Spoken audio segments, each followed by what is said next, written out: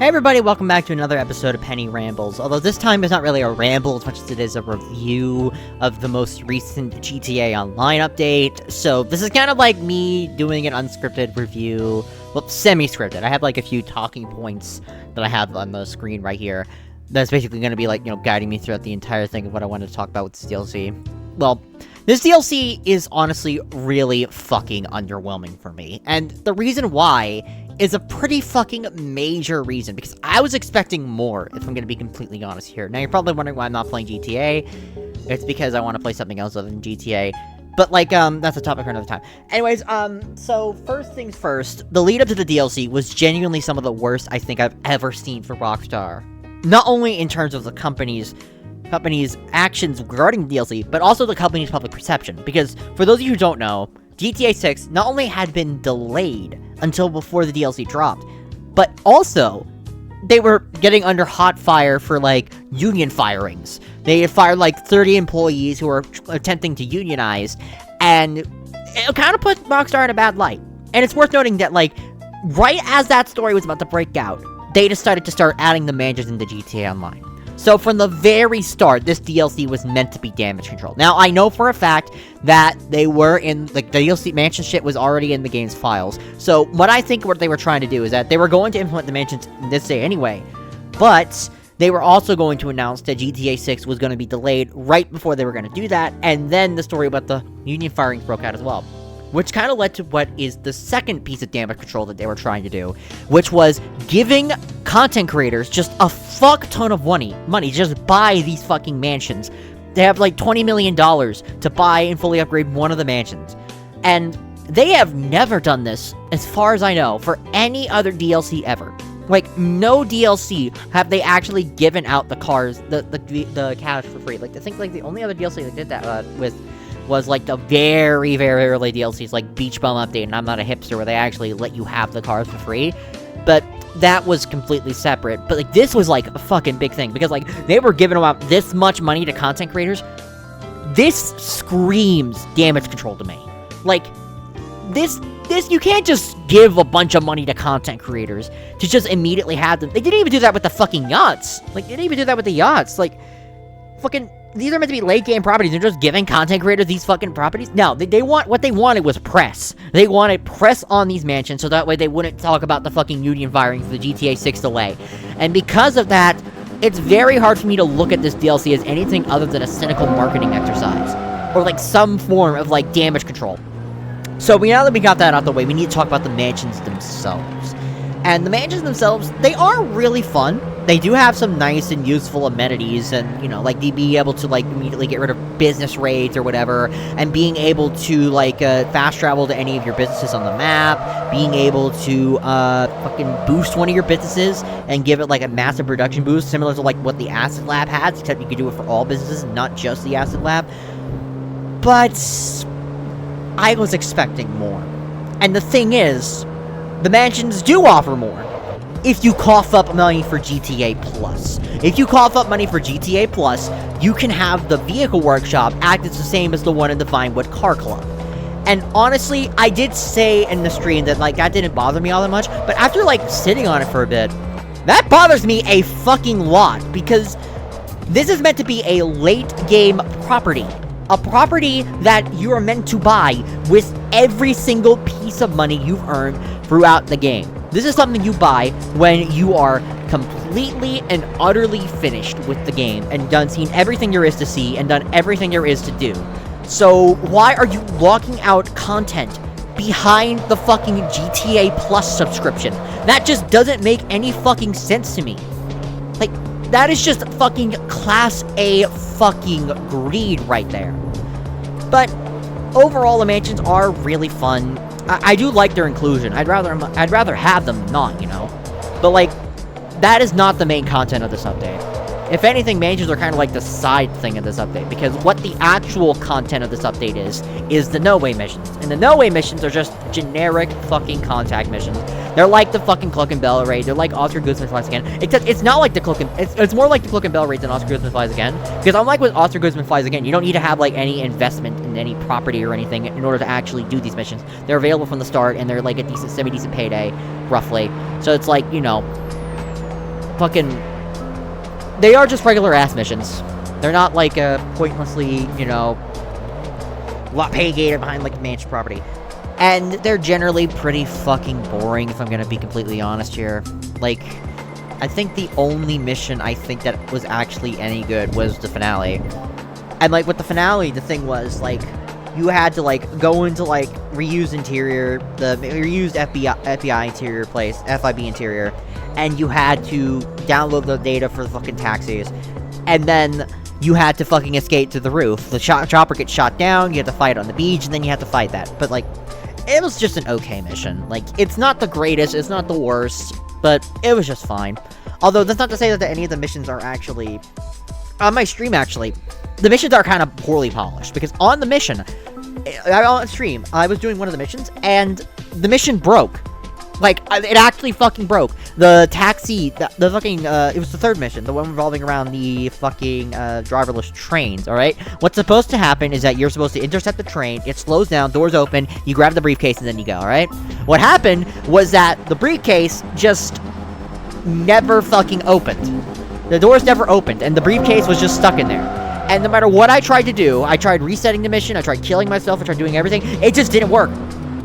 I had to restart the entire mission from scratch, from the very fucking beginning, in order to actually do the race properly, and that shit is unexcusable. For day one? No, that shit is fucking unexcusable. You had 6 months to work on this DLC, but possibly even more, like development schedule or some shit, and you're giving me fucking missions that don't even work? This was the first time I played the mission, by the way. It wasn't like I was doing anything wrong. Like, fucking, that shit was unexcusable. Also, the fourth mission, I believe, it's the one with the... you basically just fucking roleplay as a garbage truck driver. Not only is it pretty fucking boring, but it's not even fucking original. Series A did that shit with the heist update. And Series A did it better because you had to deal with a bunch of guys shooting at you, and you had to fucking coordinate with your team. Like, some of them got the fucking shit, and some of them operated the truck, and then you had to fucking coordinate and all that. Here, it's just one of those fucking stupid-ass semi-stealth missions. You know the ones that Rockstar really fucking love. They've loved it since the Doomsday heist, where it's like, oh, well, we encourage you to go stealth. But if you go stealth, well, something's gonna break your cover anyway, so you have to go out and... Yet you're gonna go stealth either way. You're gonna go loud either way. Just all it determines is when you go loud. It's like, I don't like those kinds of missions. Rockstar's loved those missions for a while, and I just don't like them. But one thing I will give saving credit for, though, the final mission for this DLC is actually really fucking good. The problem is, well, you need the mansion to do it. And the problem with that is the mansion is so fucking expensive that the average player isn't going to fucking have it. But basically what the mission is, alright? I know, for record spoilers, by the way, if you are done here, you can just skip like a few minutes ahead and hear my final thoughts. But like, the actual mission, here's how it goes, alright? So Avi Schwartzman is the guy who gives you the missions, alright? And if you know GTA, you know Avi Schwartzman is a bit of a bit neurotic, and he doesn't really like, you know, the whole thing of, like, government surveillance and whatnot, alright? So you get a call from Avi Schwartzman with an actual contact information and password and whatever, and it's like, you know something's up. And so he gives you a mission called Home Sweet Home. What happens is that you instantly go into the mission, and then you have these mercenaries for the No Way Company that you were doing the missions against, raiding your mansion. And, like, that shit was fucking major. Like, I actually fucking liked that mission. It was a shootout in your mansion. It actually uses what mansion you use. And that's where Michael shows up. Now, Michael, he's, like, a big fucking part of this DLC. At least I thought he would be a big part. He's not in this DLC all that much. He's really only in the intro cutscene and this mission, and that's all you see of him. That's literally it. He was only in the mission for, like, DLC for, like, 15 minutes, and that's it. Like, I was thinking there'd be, like, a set of contact missions where you had to do work for Michael DeSanta for, like, the studio or something, and, like, that was, like, a way of, like, getting into contact with him. But, no, there's nothing for that. There's absolutely nothing for that, and this mission is all you get. But I will admit, though, that this mission is really fucking good. Probably the best mission in this DLC. And it's the only good mission of this DLC. The fucking finale was kind of fine, but, like, I really didn't like this DLC all that much. I was expecting fucking more. Okay? When mansions are... Also, not to mention the cars as well. The cars. 40% of the cars added in this DLC are locked behind fucking GTA Plus. And they're the cars that are actually the ones you want to drive. The 2 supercars in this DLC. Well, there's actually 3, and that's available for other people. There's 1 available for other people, but like, the 2 supercars you might actually... Oh, God damn it. The 2 supercars you might actually want to drive are just not available. They are just not available unless you don't have GTA Plus. Unless you have GTA Plus. And, like, that shit is just unexcusable for me. But I don't like this DLC. It screams damage control to me. Like, this is a DLC where they wanted to have, like, a bunch of press come out and, like, oh, I look at the mansions and Rockstar and completely forget about the fucking Union firings. It's not gonna work for me, because I am not that kind of person. I played the mansions on day 1. I had the money, but I didn't want to play it. You could beat the whole DLC in 4 hours. It is not a good content drop, and honestly, other than the mansions, there's really nothing that I think that'll actually, like, you know, stick around. And, like, I do like the mansions, though. I will give them credit, but, like, I wanted more, you know? I wanted fucking more.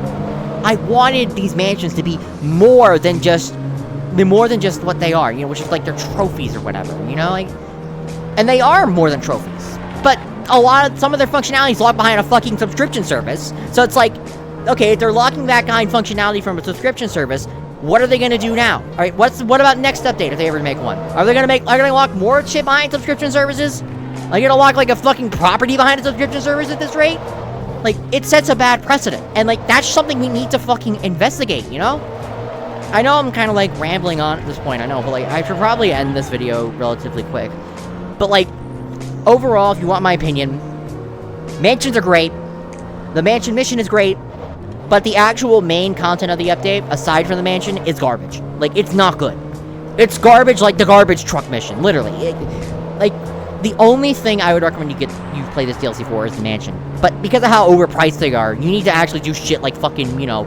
Unless if you're a content creator, which I gave you the fucking money for free, you gotta fucking grind for days. Like, I remember, like, before the DLC, I actually got to grind for, like, 3 days to get that money for the mansion. 3 days straight. And this was me having, like, a bunch of shit on backlog for shit I needed to do. I had a Cayo Perico heist set up. I had a Diamond Casino heist with diamonds. I had a Bogdan problem ready to go. I had a few properties I needed to sell businesses for. And that was someone who had preparations for that. If you're looking just, like, starting out and, like, trying to get that shit done, you're gonna be fucking doing this shit for days. Like, fucking maybe even a week. So, like, honestly, I don't think the DLC is all as hot as people say it is. But, you know, maybe GTA 6. GTA 6 might be better, but, like, given everything that's happening with Rockstar, I don't think it is. I genuinely don't think that that DLC is going to be any better. So, anyways, I feel like that's a good place to end. Thank you all so much for watching, and I'll talk to you all next time. Bye-bye!